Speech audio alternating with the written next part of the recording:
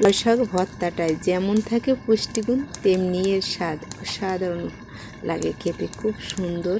একবার খেলে মন ভরে না, যেন বারবার খেয়ে নিই এমনই মনে হয় এই ভর্তাটা খেতে। অবশ্যই আপনারা খেয়ে দেখবেন কেমন লাগে। নমস্কার বন্ধুরা, চলে এলাম রান্নাঘরে শর্মা কিচেনে। সবাইকে স্বাগত। আজ আমি লাউয়ের পাতা ভর্তা করব। শীতের দিনে গরম ভাতে লাউয়ের পাতা ভর্তাটা দারুণ লাগে খেতে। প্লিজ আপনারা পুরো ভিডিওটা দেখুন। ভিডিওটা ভালো লাগলে শেয়ার করুন। নতুনদের কাছে অনুরোধ, সাবস্ক্রাইব করে আমার পাশে থাকুন। পাশে থাকা বেল আইকনটা প্রেস করুন, তাহলে প্রথম নোটিফিকেশনটা চলে যাবে আপনার কাছে। চলুন তাহলে দেখে নেওয়া যাক কিভাবে আমি লাউয়ের পাতা ভর্তা করি, যেটা খেতে এত স্বাদের। গাছে সুন্দর লাউ ঝুলেছে আর পাতাগুলো কত বড় বড়, দেখলেই খেতে ইচ্ছে করে।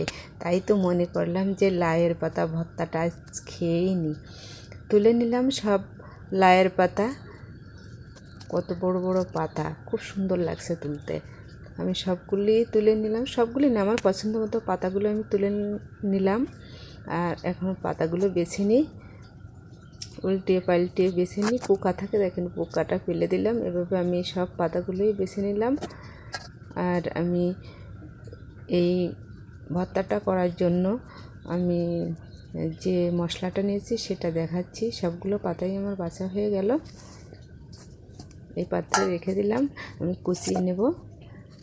আমার লাগবে পেঁয়াজ, রসুন, কাঁচা ঝাল, আর লাগবে সামান্য জিরে।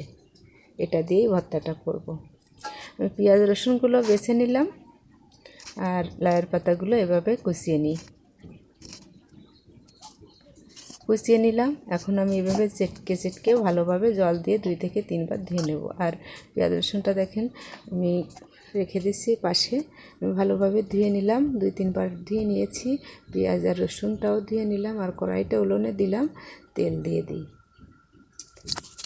তেলটা গরম হলো, জিরে দিয়ে দিলাম পেঁয়াজ রসুন আর কাঁচা ঝাল। একটু নাড়িয়ে নিয়ে খুন্তি দিয়ে বাদামি রঙের হয়ে গেলেই আমি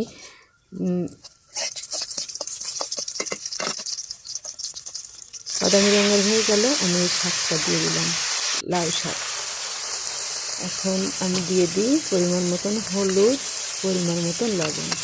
খুন্তিতে উল্টিয়ে পাল্টিয়ে একটু নাড়িয়ে নিই। তারপর 5 মিনিটের জন্য ঢাকা দিয়ে রেখে দেব। 5 মিনিটের জন্য ঢাকা দিয়ে রেখে দিলাম। 5 মিনিট পরে ঢাকনাটা খুলে নিলাম। দেখেন সিদ্ধ হয়ে গেছে আমার। এখন নাড়িয়ে নাড়িয়ে আমি এই সবজির গায়ের রসটা কমিয়ে নিলাম সবজির গায়ের রসটা। আমার সবজিটা ভাজা করা হয়ে গেল, আমি পাত্রে নামিয়ে নিলাম। এখন আমি শিলপাটাতে শিলে নিয়ে নিলাম। সুন্দর করে আমি এই পাটাতে বেটে নিই।